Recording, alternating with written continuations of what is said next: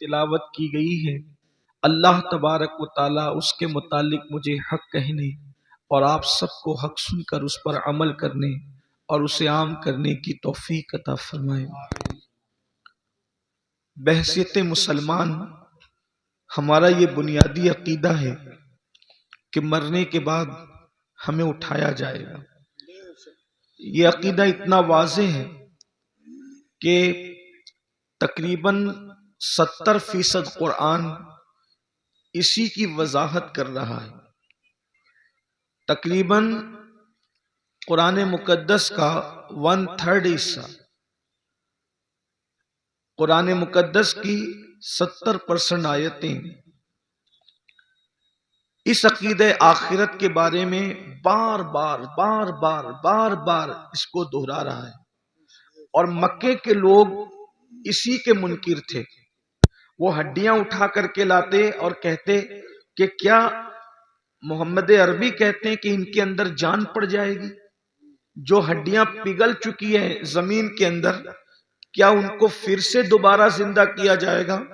قرآن نے الگ الگ رنگ میں مرنے کے بعد اٹھنے کی دلیلیں پیش کی۔ ایک مقام پر تو یہ فرمایا کہ جس نے پہلی مرتبہ پیدا کیا اس کو دوسری مرتبہ پیدا کرنے میں کیا حرج ہے؟ پہلی مرتبہ بھی تو اسی نے پیدا کیا۔ بلکہ کہیں پر فرمایا کہ تم لوگ انکار کرتے ہو، کیف تکفرون باللہ اموات، کہ تم انکار کرتے ہو، اللہ کا انکار کرتے ہو جبکہ تم مردہ تھے، پھر اللہ رب العزت دلیل دیتا ہے کہ پھر اس نے تمہیں زندہ کیا اور پھر تمہیں مارے گا، اور اللہ تبارک و تعالی پھر تمہیں زندہ فرمائے گا۔ الگ الگ انداز سے قرآن مقدس نے جو ہے وہ بعث بعد الموت کے عقیدے کو بہت وضاحت کے ساتھ بیان فرمایا، اور یہ ہمارا بنیادی عقیدہ ہے۔ جیسے اللہ کا انکار کرنے والا مسلمان نہیں رہ جاتا، ویسے مرنے کے بعد اٹھائے جانے کا انکار کرنے والا بھی مسلمان نہیں رہ جاتا۔ یہ عقیدہ آخرت اتنا ضروری ہے، اور کہیں نہ کہیں اس عقیدے کو ہم اپنے دل و دماغ کے اندر عملی طور پر مدھم کر رہے ہیں یا اس کو بھولتے جا رہے ہیں۔ پوری دنیا کے اندر آپ جائزہ لے لیں کہ جتنے بھی جرائم ہیں، جتنے بھی گناہ ہیں، سب کا جو بنیادی طور پر اس کی وجہ اگر نظر آئے گی تو یہ کہ انسان مرنے کے بعد اٹھائے جانے کا جو بنیادی عقیدہ ہے اس کو بھولتا جا رہا ہے، اس کو فراموش کرتا جا رہا ہے۔ اگر دنیا کے اندر بدکاری عام ہو رہی ہے تو کہیں نہ کہیں سب سے بڑی وجہ یہ ہے کہ مرنے کے بعد اٹھنا اور اٹھنے کے بعد جواب دینا، اس کا عقیدہ کہیں نہ کہیں دلوں کے اندر مدھم پڑتا جا رہا ہے۔ اس لیے کہ جب ایک انسان یہ سوچ لے، اللہ اکبر، صرف ایک چھوٹا سا بچہ یہ سوچ لے کہ میرے امتحان ہونے والے ہیں، تو بچہ بھی بزرگوں سے ملتا ہے۔ وہ بچہ جس کا پورا عقیدتوں کا محور چاکلیٹ ہے، جس کی پوری محبتوں کا محور کھلونا ہے، لیکن جب امتحانات کے دنوں میں ملتا ہے تو اپنے بزرگوں کو کہتا ہے دعا کریے کہ میں پاس ہو جاؤں، دعا کریے کہ مجھے کامیابی مل جائے۔ مجھے بتائیں اگر امتحان پر یقین ایک چھوٹے سے بچے کو ہو جائے تو وہ بچہ بھی اس کی فکر کرنے لگتا ہے کہ نتیجہ کیا آئے گا۔ مسلمانوں بتاؤ تو صحیح، اگر بچے کو امتحان کا یقین ہو جائے اور فیل ہونے اور پاس ہونے کے فوائد اور نقصانات پتہ چل جائے تو وہ بچہ پوری طاقت جھونک دیتا ہے کہ میں کسی طرح سے امتحان میں کامیاب ہو جاؤں۔ چھوٹے بچے امتحان کے دنوں میں کھیلنا کودنا چھوڑ دیتے ہیں، راتوں کو اسٹڈی کرنے لگتے ہیں، رات جگنا شروع کر دیتے ہیں۔ اللہ اکبر، کیا ہم اپنے بچوں سے بھی غیر گزرے ہو گئے؟ انہیں امتحان کے خیال نے کھیلنے سے باز رکھا ہے، انہیں امتحان کے خیال نے کودنے سے باز رکھا ہے، انہیں امتحان کے خیال نے سونے سے باز رکھا ہے۔ مسلمانوں، اپنا بھی تو ایک امتحان ہونے والا ہے، اور امتحان لینے والا ایگزامینر کون ہے؟ وہ اللہ رب العزت ہے، اور وہ خود فرماتا ہے اَيَحْسَبُ الْإِنسَانُ أَن يُتْرَكَ سُدًى، کیا انسان یہ تصور کرتا ہے کہ اس سے حساب نہیں لیا جائے گا؟ نہیں، بلکہ انسان تجھ سے حساب لیا جائے گا۔ اللہ اکبر، اندازہ فرمائے اور حساب کون لے گا؟ اللہ تبارک و تعالی دنیا کا ایگزامینر اللہ اکبر رشوت لے کر کے انسان کو چھوڑ سکتا ہے، دنیا کا ایگزامینر دباؤ میں آ کر کے کچھ نمبرات بڑھا سکتا ہے، لیکن وہ ایگزامینر تو ایسا ہے اللہ اکبر اس کی شان بے نیازی کا اندازہ کرو۔ اب ذرا توجہ فرمانا، اس کی شان بے نیازی کا اندازہ کرو، وہ کیسا امتحان لینے والا ہے، وہ کیسا سوال پوچھنے والا ہے، وہ کیسا حساب لینے والا ہے۔ اللہ اکبر کہ اگر معصوم شجر ممنوعہ کو ہاتھ میں لے لے تو وہ اس معصوم سے اپنی غیرت کی بنیاد پر اس کے کپڑے بھی واپس لے لیتا ہے، اس کو جنت سے بھی نکال دیتا ہے، اور اللہ اکبر پھر وہ معصوم 200 سال تک کے دعائیں کرتا ہے، پکارتا ہے۔ تو شان بے نیازی کا عالم یہ ہے کہ اس کو 200 سال تک جواب بھی نہیں دیا جاتا۔ اللہ اللہ اہل سنت کے اعتبار سے ہمارا عقیدہ یہ ہے کہ اللہ آدم سے ناراض نہ ہوا تھا، حضرت آدم نے کوئی خطا بھی نہیں کی تھی، حضرت آدم نے کوئی گناہ بھی نہیں کیا تھا، بلکہ آدم سے تو لغزش پیغمبرانہ واقع ہوئی تھی، لغزش معصومیت واقع ہوئی تھی، اس کے باوجود بھی اس پہلے انسان کو جنت سے نکال کر کپڑے واپس لے کر، ذرا یہاں پر میں آپ سب کی توجہ چاہتا ہوں، ابن عباس سے لے کر مفتی احمد یار خان نعیمی تک آپ کسی کی بھی تفسیر اٹھا کر کے پڑھ لیں، حضرت آدم کو صرف جنت سے باہر نہیں کیا گیا بلکہ جنت کا لباس بھی واپس لے لیا گیا۔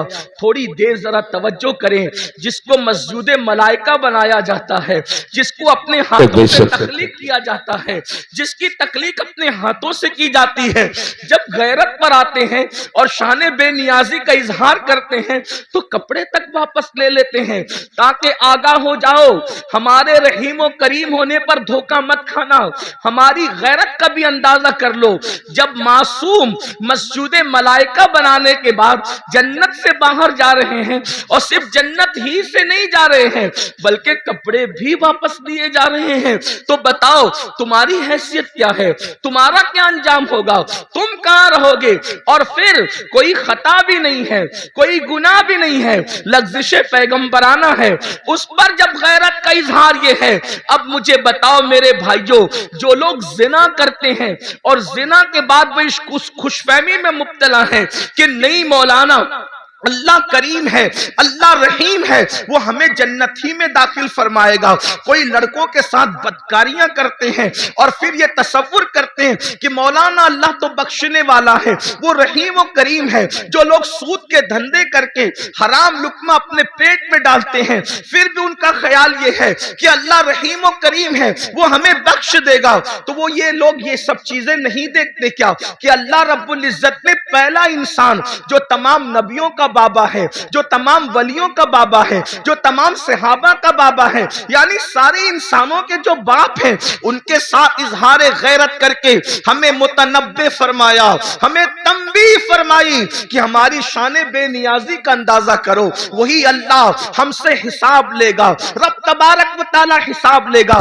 اب بتاؤ مسلمانوں، ہم نے حساب کی کیا تیاری کی ہے؟ اچھا پرچہ بھی آؤٹ کر دیا، اللہ ہم سے کیا پوچھے گا، کیا کیا پوچھے گا؟ تو قرآن کہتا ہے فَمَن يَعْمَلْ مِثْقَالَ ذَرَّةٍ خَيْرًا يَرَهُ وَمَن يَعْمَلْ مِثْقَالَ ذَرَّةٍ شَرًّا يَرَهُ، ایک ذرہ برابر نیکی کی ہوگی اللہ تم سے وہ بھی پوچھے گا، ذرہ برابر جرم کیا ہوگا اللہ تم سے وہ بھی پوچھے گا۔ آئیے مجھے بہت پوچھنے پر بہت بڑی بات یاد آ گئی ہے، آپ سب کی توجہ چاہتا ہوں، بہت خوبصورت انداز میں آپ لوگ سن رہے ہیں تو دل چاہتا ہے کہ کچھ خوبصورت باتیں آپ کے سامنے کھولی جائے، کیونکہ آپ اچھے سے سن رہے ہیں، اس لیے کہ جہاں مجمع سننے والا ہو تو دل چاہتا ہے کہ کچھ دل کی باتیں کہی جائے۔ یوں تو سننے کے لیے سبھی آتے ہیں لیکن آپ کا بڑا اچھا انداز ہے سننے کا۔ اللہ کس سے کیا پوچھ سکتا ہے، اس بارے میں کوئی بے نیاز نہیں، وہ کسی سے بھی کچھ بھی پوچھ سکتا، کسی سے بھی کچھ بھی پوچھ سکتا۔ اس سلسلے میں ایک روایت سیرت کی تمام کتابوں میں لکھی ہوئی ہے، اب بہت دھیان سے سننا، آنے جانے والوں پر دھیان دینے کی بجائے اب آپ میری گفتگو کی طرف دھیان دیں۔ सीरत की किताबों में सब ने ये वाकया लिखा है। इब्ने इसहाक को भी ले लें और उनके बाद सारे सीरत निगार कमोबेश अल्फाज की कमी ज्यादती के हवाले से, लेकिन वाकया यही है जिसका मफहूम पेश किया जा रहा है। लेकिन मैं जहां से पेश कर रहा हूं आपके सामने, वो इब्ने मुंजरी के हवाले से मैं पेश कर रहा हूं बतौर मफहूम। अब गौर करें, इस रिवायत के रावी है सैयदना सिद्दीक अकबर रदी अल्लाह तआला, अफजलुल बशर बादल अंबिया बितहकीक सैयदना सिद्दीक अकबर रदी अल्लाह तआला। यूं तो सिद्दीक अकबर की से रिवायतें बहुत कम मरवी है, लेकिन सिद्दीक अकबर से जो रिवायतें हैं उन रिवायतों का भी कोई जवाब नहीं।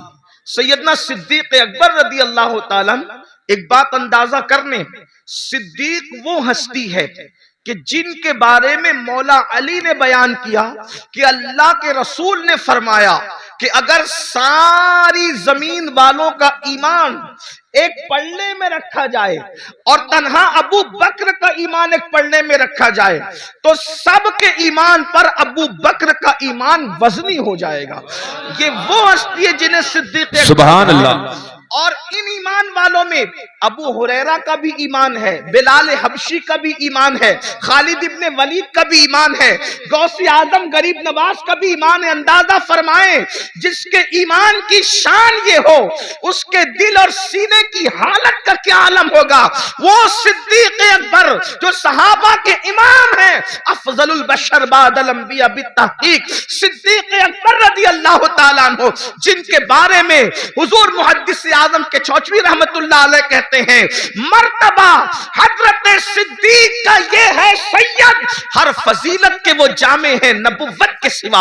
अल्लाह अकबर। आइए वही सिद्दीक अकबर रिवायत कर रहे हैं। अल्लाह अकबर।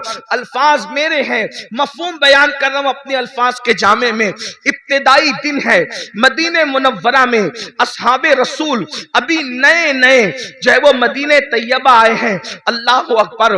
हुजरों की तामीर अभी नई नहीं हुई है, मस्जिद नबवी की तामीर नई नहीं हुई है। हालात ये हैं कि सैयदना अबू हुरैरा जैसे लोग, अल्लाह अकबर, कभी लुंगी होती है बदन पर, ऊपर का कुर्ता नहीं होता, इन हालात में जिंदगियां गुजार रहे हैं। बिलाल हबशी का हाल ये है कि भूख से जब मजबूर हो जाते हैं तो जमीन पर चित लेट जाते हैं ताकि अपने पेट को आराम पहुंचाएं। अल्लाह अकबर। और खुद रहमत दो आलम सल्लल्लाहु अलैहि वसल्लम जिनके नाम से आपने कॉन्फ्रेंस रखी है, उनके घर का हाल ये है कि 3-3 महीने गुजर जाते हैं तो चूल्हा नहीं जलता। अल्लाह के रसूल अलैहि सलाम के घर में 3 महीने, कोई मुबालगा नहीं, ये अल्लाह के रसूल की सबसे प्यारी ज़ौजा उम्मुल मोमिनीन सैयदा आयशा सिद्दीक़ा फरमा रही है। अल्लाह अकबर। आप फरमाती हैं 3-3 महीने हो जाते, चूल्हा नहीं जलता अल्लाह के रसूल के घर में। तो सहाबा ने पूछा, जब हुजूर के घर में चूल्हा नहीं जलता था तो तुम लोग किन चीजों पर इत्तेफाक करते थे, क्या खाते थे, कैसे जिंदगी गुजारते थे? तो उस वक्त अम्मा आयशा पाक फरमाती हैं, उस वक्त हम लोग 2 काली चीजों पर अपना वक्त गुजार लेते थे। आपने फरमाया, जिसको हदीस में रिवायत किया गया, कालत अस्वदैन, हम 2 काली चीजों पर गुजारा कर लेते थे। नंबर 1 खजूर, नंबर 2 पानी। इसी हदीस से इस्तेदलाल करते हुए इमाम अहले सुन्नत ने पानी का रंग जब पूछा गया तो आपने फरमाया कि पानी का रंग काला है, इसलिए कि लोग अब तक पानी को बेरंग समझते हैं। लेकिन मुफ्ती 4 मिल्लत उम्मुल मोमिनीन सैयदा आयशा सिद्दीका ने पानी का रंग खुद मुतय्यन फरमा दिया कि पानी का रंग काला होता है। इसकी एक अलग तहकीक, अलग तफसील है, मेरा उन्वान वो नहीं। लेकिन उम्मुल मोमिनीन क्या फरमा रही है, हम 2 काली चीजों पर इक्तिफा कर लिया करते थे, खजूर और पानी। अल्लाह अकबर। अब आइए, अल्लाह अल्लाह, हुजूर के घर का ये हाल है। इससे मैं अपने जवानों से ये भी कहना चाहता हूं, ये जो यूपी की जमीन पर 5 वक्त देहात देहात में अजान गूंज रही है, بہار، بنگال، شام، یمن، یہ جو زمینوں پر دیہاتوں میں بھی آواز اذان کی گونج رہی ہے، اس میں حضور علیہ السلام کی محنتیں کتنی ہیں؟ اتنی محنتیں کہ جس نے اپنے گھر میں 3 مہینے تک چولہا نہیں جلایا اور اسلام کی شمع کو جلانے کے لیے اتنی محنت فرمائی، ذرا غور تو کریں۔ اللہ اکبر، جب مسلمان ہو کر ہم اللہ کے دین کو پیٹھ کے پیچھے ڈالتے ہوں گے تو اس وقت رسول اللہ کے دل پر کیا گزرتی ہوگی، اللہ کے رسول علیہ السلام کو کتنی اذیت پہنچتی ہوگی، کتنی تکلیف پہنچتی ہوگی، اس کا احساس کرو۔ کیونکہ پورا یہ جو مجمع ہے یہ سب اپنے آپ کو عاشق رسول کہلانے والا مجمع ہے۔ میں آپ سے پوچھوں، اگر اپنا باپ ایک وقت تو بھوکا رہ کر بلڈنگ بناتا ہے اور اس بلڈنگ پر کوئی پتھر پھینک دے تو لوگ کہتے ہیں مولانا میرے باپ نے بھوکا رہ کر یہ بلڈنگ بنائی ہے، ایک ٹائم بھوکا رہ کے باپ نے بلڈنگ بنائی ہے، تو اس بلڈنگ سے آپ کو کتنا پیار ہے۔ یہ جو اسلام کی عمارت تمہیں نظر آ رہی ہے، یہ جو قرآن کی عمارت تمہیں نظر آ رہی ہے، یہ جو دین کی عمارت تمہیں نظر آ رہی ہے، یہ جو نماز، روزہ، حج، زکات کی یہ خوبصورت عمارت تمہیں نظر آ رہی ہے، اس میں رسول اللہ نے 3 مہینے تک گھر میں چولہا نہیں جلایا۔ 3 مہینہ کس کو کہتے ہیں؟ اللہ اکبر، اگر واقعی عشق رسول سینوں میں زندہ ہے تو تھوڑی دیر کے لیے تصور کرو، ہم تو 3 ٹائم پیٹ بھر کے کھاتے ہیں اور موج مستی کرتے ہیں، جرائم کرتے ہیں، گناہ کرتے ہیں۔ سوچو جس نے اللہ کے دین کی شمع کو جب جلانے کے لیے گھر کے چولہے بجھا دیے، اس رسول کے دل پہ کیا گزرتی ہوگی جب حضور کا کوئی امتی گناہ کرتا ہوگا۔ آج مسلمان کتنی سادگی سے کہتا ہے مولانا ہم لٹ رہے ہیں، ہم پٹ رہے ہیں، ہم تباہ ہو رہے ہیں، ہم برباد ہو رہے ہیں۔ میں ایک وجہ بیان کروں، جو قوم قبر انور میں اپنا نبی کا دل دکھائے وہ قوم لٹے گی نہیں تو کون لٹے گا، وہ قوم پٹے گی نہیں تو کون پٹے گا، وہ قوم تباہ نہ ہوگی تو کون تباہ ہوگا، وہ قوم برباد نہ ہوگی تو کون برباد ہوگا۔ لوگ کہتے ہیں کاش حضرت سلیمان علیہ السلام کی دنیا میں حکومت ہوتی تو آج کیا دن ہوتے۔ میں آپ سے کہوں اگر فرعون کی حکومت نہ بھی ہوتی اور حضرت سلیمان کی حکومت آج ہوتی تو آپ کو بتاؤں آپ کے ساتھ وہی کچھ کیا جاتا جس کے آپ مستحق ہے۔ کیوں؟ اللہ کو یہ کب گوارا ہے کہ اس کے محبوب کا دل ایک دن میں ہزاروں بار تم چھلنی کرو اور اللہ تم پر رحمتوں کی برسات برسائے، رحمتوں کی برکھا برسائے۔ مسلمانوں یاد رکھنا دنیا میں جو ہوتا ہے اللہ کی مرضی کے بغیر نہیں ہوتا۔ آج ہمارے گھروں سے دھواں نہ اٹھتا اگر ہم حضور کا دل نہ دکھاتے۔ ماں کا جو دل دکھائے مرتے وقت اس کی زبان پہ کلمہ نہیں آتا، ماں کا جو دل دکھائے وہ دنیا میں ذلیل ہوتا ہے۔ جب ماں کا دل دکھانے والے کا انجام یہ ہے تو رسول اللہ کا دل جو قبر انور میں دکھاتے ہیں، اپنے آپ میں ڈوب کر سوچو ایک دن میں کتنی مرتبہ میرے نبی کا دل دکھاتے ہو۔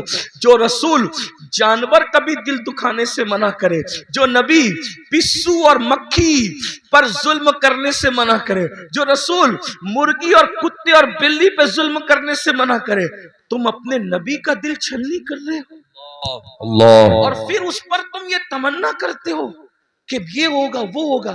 مسلمانوں سیدنا فاروق اعظم روایت کرتے ہیں جس کو فقیہ ابو اللہ سمرقندی نے لکھا کہ تم چھوٹے سے چھوٹا بھی گناہ کرتے ہو تو اس سے حضور کا دل دکھتا ہے، اس سے حضور کا دل۔ سوچو اللہ قبر میں نبی کا اتنا خیال فرمائے کہ 70,000 فرشتے صبح کو بھیجے کہ شام تک تم درود پڑھو محبوب پر، اور 70,000 شام کو بھیجے کہ تم صبح تک درود پڑھو میرے نبی پر۔ اللہ خود بھی درود بھیجے، فرشتوں کو بھی درود بھیجوائے کہ تم بھی درود بھیجو، اور ایک بار جو فرشتہ آ جائے دوبارہ پھر وہ آ نہیں سکتا۔ اور ہم کیا بھیج رہے ہیں؟ زنا کے تیر، داڑھی مڈا کر تیر، گانے سن کر تیر، عورتوں پہ ظلم کر کے تیر، گناہوں کو کر کے تیر۔ سوچو جو قوم، ایسی بھی قوم دنیا میں کوئی گزری ہے جو اپنے نبی کا دل چھلنی کرے، نبی کے دل پہ نشتر لگائے؟ سوچو وہ دل جس دل کا خیال قدرت کو اتنا ہے کہ صرف نظریں اٹھ جائے حسرت سے تو اللہ قبلہ بدل دے اور بتا دے کہ میں بے نیاز ہو کر تیری خوشی کے لیے قبلہ بدل سکتا ہوں، تو وہ بے نیاز ہو کر قبلہ بدل دے اور ہم مجبور اور غلام ہو کر اپنی زندگی نہیں بدل سکتے، زندگی میں تبدیلی نہیں لا سکتے؟ ہزاروں کی محفلیں جمع ہو رہی ہے تقریر سننے کے لیے، زندگی بدلنے کتنے آ رہے ہیں، زندگی تبدیل کرنے کتنے آ رہے ہیں؟ بس اتنا ہی عرض کرنا چاہتا ہوں، یہی تو ہمارا رونا ہے کہ ہم سب کے دل کا خیال کرتے ہیں۔ دکان بند کر کے شادی میں کیوں جا رہے ہو پتہ ہے؟ یار دوست کے بیٹے کی شادی ہے، میرا یار ناراض نہ ہو جائے۔ سمدھی کے گھر دکان بند کر کے میت میں اس لیے جا رہے ہو یار میرے سمدھی کے باپ کی میت ہے، کہیں وہ ناراض نہ ہو جائے۔ سمدھی کی خوشی کے لیے دکان بند ہو سکتی ہے، دوست کی خوشی کے لیے دکان بند ہو سکتی ہے، رسول اللہ کی خوشی کے لیے کیا نماز کے وقت دکان بند نہیں ہو سکتی؟ بتاؤ تو صحیح مسلمانوں، سب کی خوشی کا خیال کر رہے ہو، نبی کی خوشی کا خیال کب کرو گے؟ سب کے بلاوے پر جا رہے ہو، نبی کے بلاوے پر کب آؤ گے؟ یہ مؤذن جو 5000 روپے کو تم نے رکھا ہے، یہ اس کی آواز نہیں ہے، آواز اس کی ہے، مگر وہ نبی کا نمائندہ بن کر تمہیں بلا رہا ہے۔ حی علی الصلاۃ، آؤ نماز کے لیے۔ اس آواز کو معمولی مت سمجھنا، اس لیے کہ وہ رسول اللہ کا مقرر کردہ نمائندہ ہے جو 5 وقت بلا رہا ہے، ورنہ اذان کا مقصد تو صرف اتنا ہی ہے، حی علی الصلاۃ، بس حی علی الصلاۃ کے علاوہ اذان کا مقصد کیا ہے؟ مگر اذان شروع کہاں سے ہوتی ہے؟ اللہ اکبر، اللہ اکبر، یعنی نماز کے لیے بلانے والا شروع کر رہا ہے، مجھے جس نے کھڑا کیا ہے، جس کا میں نمائندہ بن کر کے تمہیں بلا رہا ہوں، وہ کوئی معمولی ہستی نہیں ہے۔ اللہ اکبر، اللہ اکبر، اللہ سب سے بڑا ہے، اللہ سب سے بڑا ہے۔ ذہن میں سوال آتا ہے، جب اللہ سب سے بڑا ہے تو وہ ہے کیسا؟ اشہد ان لا الہ الا اللہ، اللہ کے سوا کوئی معبود نہیں ہے، اس کی نشانی کیا ہے؟ اشہد ان محمد رسول اللہ، محمد اللہ کے رسول سب سے بڑی نشانی ہے۔ وہ اللہ کیا چاہتا ہے؟ حی علی الصلاۃ، آؤ نماز کی طرف، نماز کی طرف آؤں گا تو کیا ملے گا؟ حی علی الفلاح، نماز کے لیے آنا تیرا کام ہے، کامیابی عطا کرنا اس کے کرم پر۔ بے شک، نعرہ تکبیر، نعرہ رسالت، مسلک اعلی حضرت اولاد رسول حضرت سید امیر القادری صاحب قبلہ۔